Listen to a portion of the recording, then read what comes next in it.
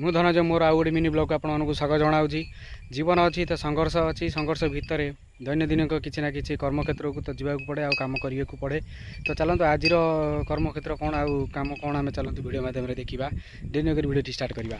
तो आपने देखिपे आज भेंडी कियार हुड़ा टेका चली भेंडी कियार देखिए एपर्यंत हुड़ा टेका सरला अलरेडी कम आरंभ हो सारा। ये पूरा टोटाल पूरा आमर हुड़ा टेका हम आउ एपटे भी रही बाकी आ ये भी हुड़ा टेका हम। भेंडी फूल आउ फल गोटे गोटे आसी सारे वीडियो माध्यम आपने देखिपे ये फूल आसी सारी देखिपे आउ गोटे गोटे भेंडी भी यही आसला देखिपे। तो ये सब फूल फल आसो हुड़ा टेकिया पड़ो 2 दिन 3 दिन है। वर्षा तो लगी रही, वर्षा जो ये हुड़ा टेका हो पार नाला। तो ये से वर्षारे भी ओदा अच्छी माटी तथापि हुड़ा टेकी दूसरी कहीं लेट हो सेपटे लेट हो गले फल फूल माड़ खाई। तो